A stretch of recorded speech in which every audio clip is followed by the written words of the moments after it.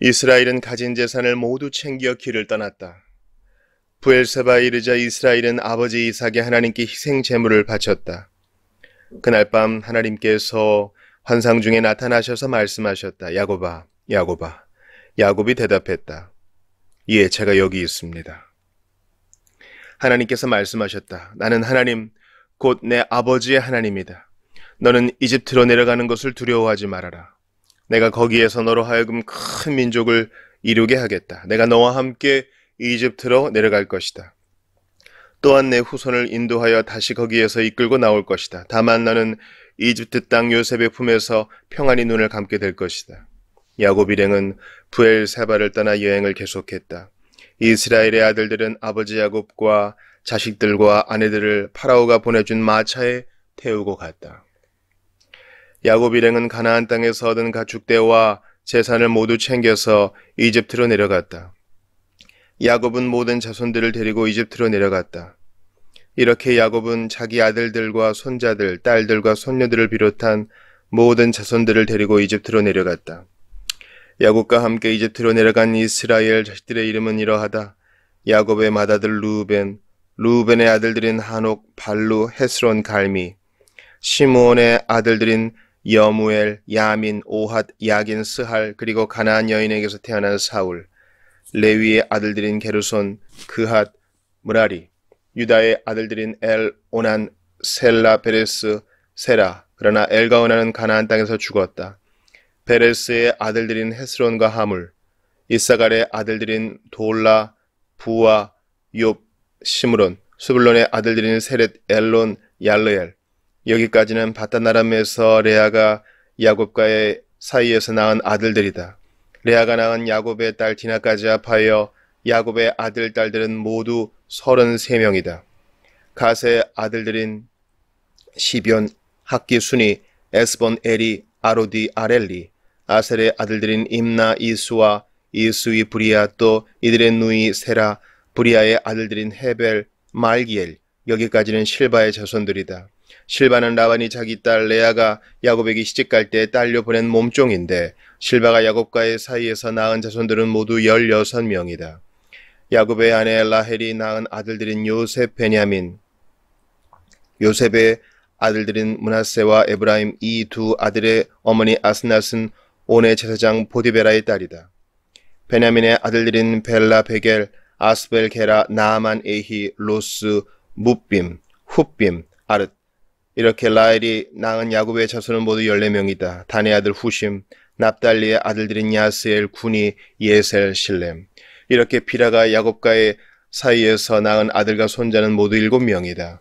빌하는 라반이 자기 딸 라헬을 야곱에게 시집 보낼 때 함께 딸려 보낸 몸종이다.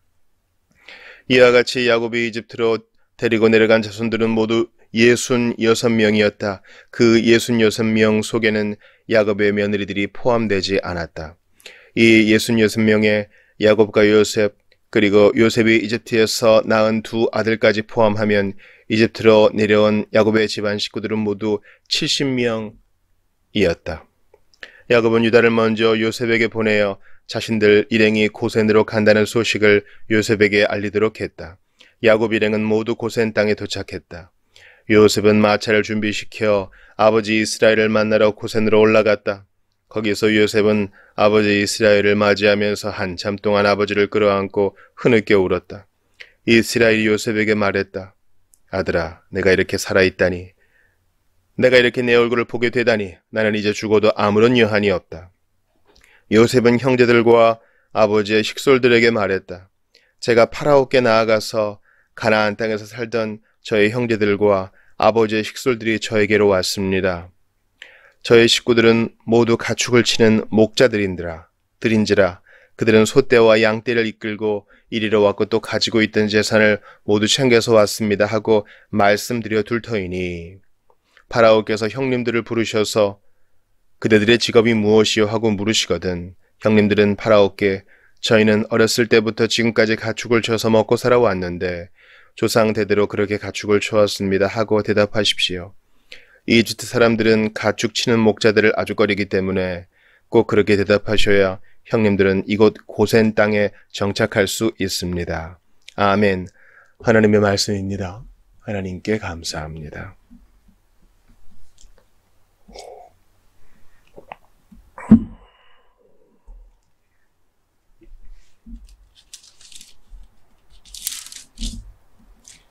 우리는 어제 요셉이 자신의 정체를 드러내는 극적인 화해의 장면을 보았습니다. 오늘은 야곱 일행이 이집트로 이주하는 내용을 담고 있는 창세기 46장을 보았습니다. 여러분 어떠세요? 여기서 이제 숫자의 문제는 그렇게 중요한 것 같지 않습니다. 66명에 4명을 다 포함해서 70명이 내려갔다 그랬는데 스데반은 또 75명이라 그러죠. 이 숫자의 문제는 분명히 의미가 있어요. 우리가 66, 70 하면은 특별히 70 하면은 완전수 아니겠습니까? 근데 스데반은 75명이라 그랬느냐? 아마 누락된 숫자를 더 포함시킬 수도 있고 손자와 증손자까지 포함시켰을 수도 있습니다. 중요한 것은 무엇입니까? 모두 내려갔다는 것입니다. 모두. 야곱의 식솔들, 가나안 땅에 정착한 약속의 후예들이 모두 내려갔어요. 그리고 다 한 사람 한 사람 카운트가 됩니다. 누구의 아들 누구에서 태어난 누구. 우리가 하나님 나라에 들어갈 때도 마찬가지입니다. 우리는 예수님을 하나님의 아들이라 그러죠. 요셉은 야곱의 아들이라고 불리죠. 여러분 누구의 자손입니까? 믿음의 가정이 대단히 중요해요. 저는 혼자 믿는데요. 그렇다 그래서 열등감에 빠질 필요는 없어요. 주님은 너와 내 가족에게 복을 주겠다 이렇게 약속하셨기 때문에 가정을 이룬 사람들은요. 정말 오늘 이 말씀 속에서 위로를 받고 또 도전을 받아야 합니다. 주님이 하나님 나라에서 카운트를 하세요. 그때 빠지는 사람이 있어서는 안 되겠어요. 목사님 무슨 그런 말씀을 하세요? 택자들은 다 구원하신다면서요. 맞아요. 하나님은 한 사람도 빼지 않고 다 구원하세요. 근데 그건 하나님께서 당연히 하실 일이고 약속하신 대로 하실 일이고 우리의 책임은 우리의 책임대로 남아있어요. 우리의 책임은 무엇입니까? 주님께서 아브라함에게 또 약속의 선조들에게 말씀하신 것처럼 자손들을 경건하게 키워낼 책임이 우리에게 있어요. 그러니까 우리가 하나님 나라 들어갈 때 주님이 카운트 하신다는 것을 기억하세요. 누구는 어디 있느냐 이렇게 물어볼 때 우리가 부끄러움을 당하지 않도록 힘써 기도하고 힘써 전하고 경건의 본을 보여야 되겠습니다. 오늘 본문을 보니까 이제 그 4명의 아내, 그러니까 레아와 라헬뿐만 아니라 2명의 처백에서 태어난 자녀들까지 모두 기록이 되어 있습니다.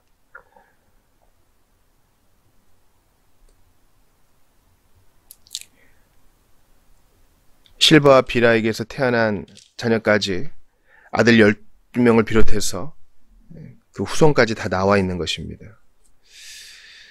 그런데 조금은 감추고 싶은 내용도 나와요. 10절 후반에 보니까 시므온의 자손 중에서 가나안 여인에게서 태어난 사울. 주님은 가나안 여인과의 결혼을 금하셨는데 이건 유다도 마찬가지죠. 그 후손도 왔다는 거예요. 그러니까 이제 불순종의 냄새가 나고 과거의 부족함의 흔적을 가지고 있어도 주님은 믿고 회개하면 그리고 순종의 걸음을 내디디면 다 받아주세요. 나는 부족해. 나는 부족해. 나는 과거가 있어. 이렇게 쭈그러지는 자세는요. 하나님이 별로 기뻐하지 않으세요. 겸손은 중요하죠. 그러나 겸손은 자기 비하가 아닙니다. 겸손은 저 이렇습니다. 솔직하게 인정하고 주님의 크심에 기대는 것이 겸손이에요. 이 모습 이대로 받아주신다는데 언제까지 쭈뼛대고 있을 겁니까? 엘과 오난이 죽은 것도 마찬가지죠. 12절에 보면 엘과 오난 왜 죽었어요? 하나님께 불순종해서 죽었잖아요. 그죠? 그리고 베레스와 세라는 누굽니까? 유다와 며느리 사이에서 태어난 아들들이지 않습니까? 주님은 다 받아주세요. 요셉도 마찬가지죠. 20절에 보니까 이 두 아들의 어머니 아스낫은 온의 제사장 보디베라의 딸이다. 바리새인들은 아마 싫어했을 거예요. 야, 요셉 이방인 제사장의 딸과 결혼하다니, 야, 결혼을 무시했구나. 근데 본문에서는 그 어떠한 정죄도 없죠. 어떠한 판단도 없죠. 우리가 항상 알 수 있는 것은 경건한 요셉의 영향력 아래 이 가족들이 다 들어왔겠구나. 우리가 이걸 알 수 있어요. 그러니까 이 결혼을 귀히 여긴다는 말은요, 나의 배우자가 우상을 섬기는 마음으로 우리 가정에 악영향을 끼치는 것을 방관할 때, 그때 문제가 되는 거예요. 그러니까 우리가 이 말씀을 정말 신중하게 해석을 해야 되겠어요. 물론 신자와 결혼하는 게 정말 중요하죠. 우리 현실 보세요. 꼭 그런가요? 앞으로 사역하시는 분들, 교회를 섬기고자 하시는 분들은요, 성경과 현실과의 괴리를 믿음으로 또 바른 성경 해석으로 잘 메꾸셔야 돼요. 우리가 뜻하는 대로, 바라는 대로 일이 안 흘러가요. 근데 주님은 이 모습 그대로 고쳐 쓰시고, 치유하여 쓰시고, 변화시켜 쓰시고, 징계하여 쓰시고, 그렇게 하십니다. 요셉은 온의 제사장 보디베라의 딸 아스낫에게 솔로몬처럼 넘어가지 않았습니다. 두 아들이 이제 르우벤을 이어서 장자의 명분을 갖게 되죠. 르우벤은 첫째로 기록되지만 역대상 5장 초두에 보면은 장자의 명분은 요셉에게 있다고 분명히 얘기해요.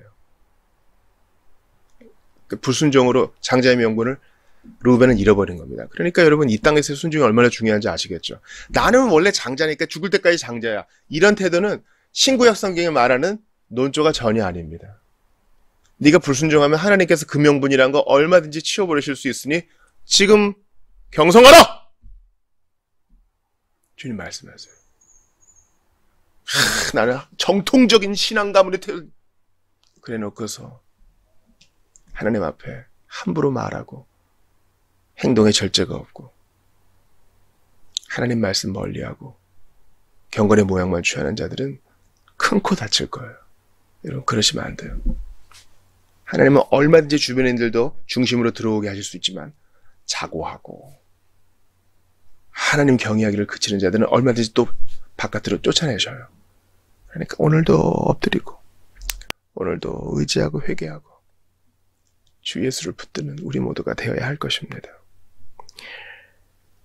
요셉은 아버지와 10수년 만에 만나 그 정을 나누고 고센 땅에 정착할 수 있게 해주고 형제들에게도 바로에게 대답할 말을 가르쳐 줍니다. 고센 땅에서 목축한다 그러면은 아무 문제 없을 겁니다. 여러분, 야곱의 입장에 한번 대보세요. 이제 이 가족을 이끄는 지도자로서, 제일 큰 아들로서 가야 돼요. 요셉을 보는 건 좋은 일이죠. 근데 하필 가야 되는 곳이 이집트예요.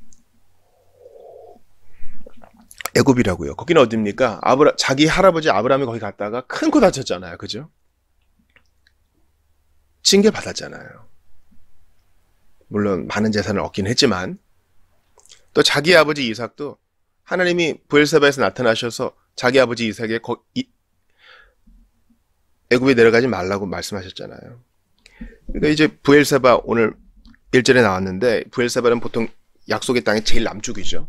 거기서 이제 아브라함은 돌단을 쌓았고 또 거기서 이삭은 하나님의 명령을 받았습니다. 그 의미 있는 장소에서 야곱도 하나님께 희생제물을 드리면서 주님의 지도를 받습니다. 얼마나 생각이 많았을까요? 자신의 인생 전체, 이 노년에 자신의 인생 전체를 돌아봤을 거예요. 내 인생은 늘 떠돌이구나. 형을 피해서 도망갔다가 다시 또 이번엔 외삼촌을 피해서 도망 나왔다가 근데 또 서원을 갚기를 주저해서 베델에 가기를 주저해서 나중에 또 끌려갔다가 그런 거잖아요. 아들을 잃은 줄 알았다가 이제 또 이주를 해야 되는 거나. 내 인생은 왜 이렇게 힘들지? 내 인생은 왜 이렇게 여기저기 떠돌고 정착하지 못하는 인생이지. 야곱이 이렇게 생각할 수 있지 않겠어요? 자녀들은 다 컸고 손주들은 이쁘고 물론 요셉의 일이 안타깝긴 하지만 나는 조상들이 물려준 이 땅, 하나님이 약속하신 이 땅에서 뼈를 묻으리라. 그래야 되겠지. 내게 기력이 어디 있는가? 하나님 갈아왔어요. 요셉 만드는 건 기쁜 일이에요. 그러나 가는 건 또 다른 문제예요. 여러분 나이가 들수록 뭔가 큰 결정을 내리는 게 힘든 일인 줄 아시죠? 아니 나만 보고 오는 게 아니라니까요. 그냥 거처 자체를 옮기는 거예요. 싹 다. 장막을 박았던 말뚝까지 하나 다 보고 요셉이 새로 해주겠다고 했지만 정리를 한번 하고 와야 돼요. 이민 같은 거죠. 지금 요셉과 형들이 말할 때 통역관을 세웠다는 것으로 봐서 말도 다르고 문화도 다른 그곳에 가는 거예요. 여러분 생각해 보세요. 아주 먼 곳, 아주 먼 나라로 우리가 은퇴한 다음에 이제는 머리도 잘 안 돌아가고요. 시력도 흐려지고 몸도 좀 그렇게 성취하는데 가산을 다 정리하고 식구들과 함께 나만 가는 거 아니라 온 식구들과 함께 이민을 간다고 생각해 보세요. 이거 쉬운 일 아니에요. 가서 뭐 해 먹고 살아야 되나. 거기 말은 어떻고 날씨는 어떻고 풍습은 어떤가. 우리가 거기서 정착할 수 있을까. 해코지 당하진 않을까. 애들 교육은 어떡하나. 여러 가지 생각이 들 거예요. 야곱도 마찬가지죠. 그때 하나님께 예배해요. 우리도 그렇게 합시다. 여러 가지 복잡한 감정이 우리를 엄습하고 여러 가지 복잡한 생각이 우리를 타격할 때 브엘세바에서 희생제물을 바쳤던 야곱처럼 우리도 하나님께 예배합시다. 여러분 생각 많으면 끝도 없어요. 끝도 없다고요. 무슨 생산적인 일을 하는 건 아니에요. 그러나 걱정하고 근심하고 거기에 대한 생각이 꼬리에 꼬리를 물고 늘어갑니다. 그리고 밤이 지나요. 피곤은 한데 뭔가 일은 한 건 없어요. 그렇게 또 시간이 흘러가요. 어떻게 보면 비생산적인 시간이요. 믿음 없는 행동일 수 있어요. 그때 예배하세요. 그때 기도하시는 거야. 그건 남는 거거든요.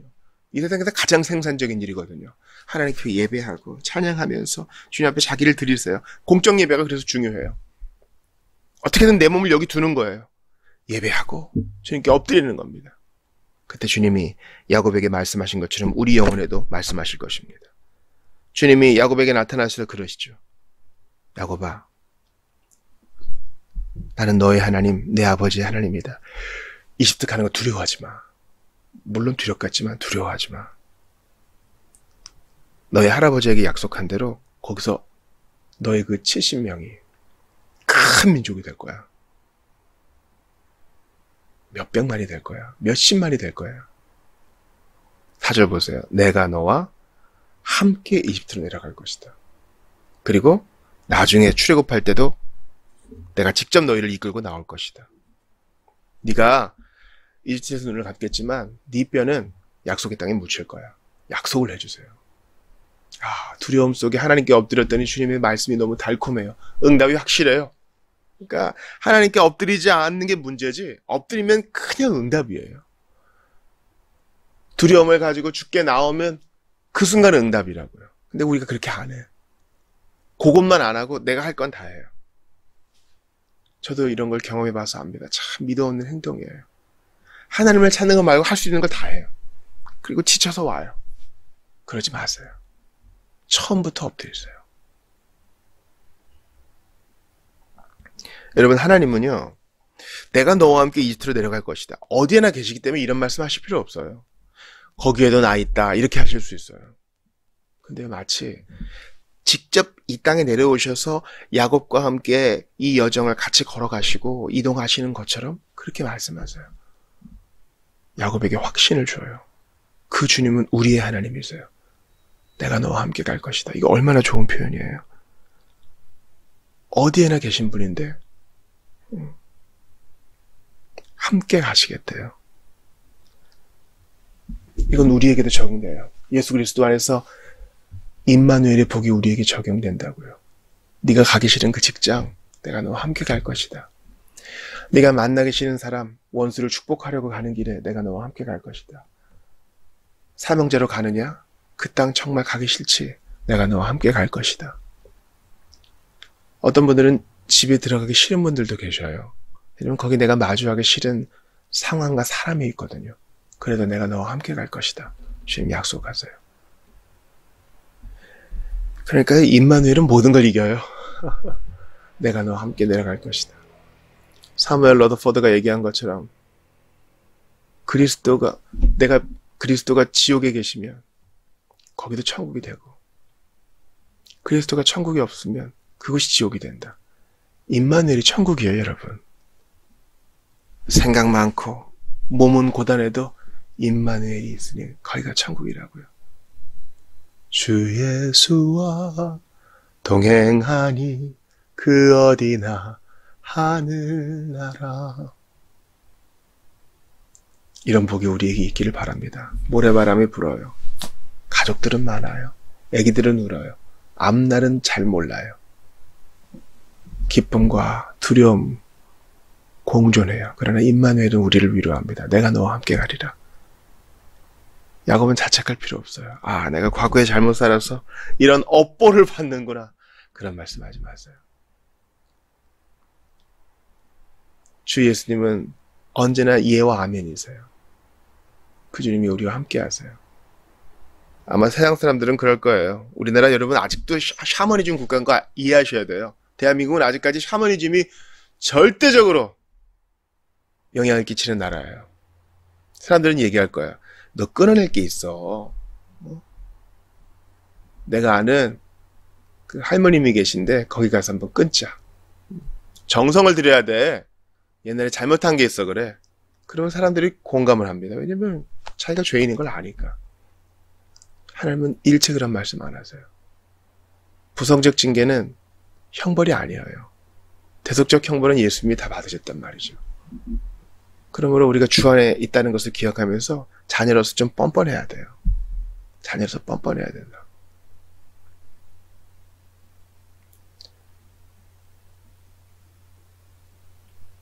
부모는 친밀감을 잃지 않고 그러나 공손한 자녀를 좋아합니다.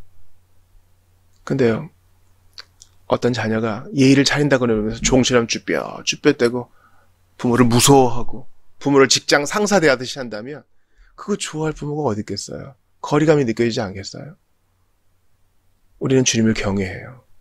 주님은 크신 분이시만 우리의 친밀함을 원하세요. 그러므로 우리에게 항상 좋으신 분인 하나님을 믿으세요. 내가 너와 함께 가겠다. 두려워하지 마. 주님은 좋은 분이신데 우리가 왜 하나님을 이상한 분으로 만들겠습니까? 믿고 의지하세요. 예수 그리스도 안에서 하나님은 우리 아버지가 되세요. 내가 지금 당하는 일은 벌이 아닙니다. 내가 지금 당하는 일은 복 주시고자 하나님의 인도하심이 있는 것입니다. 마침내 우리를 복 주시고 약속을 이루시려는 하나님의 계획 속에 우리가 있음을 기억하면서 두려움 없이 앞으로 나아가시는 여러분 되시기를 주의 이름으로 축원합니다.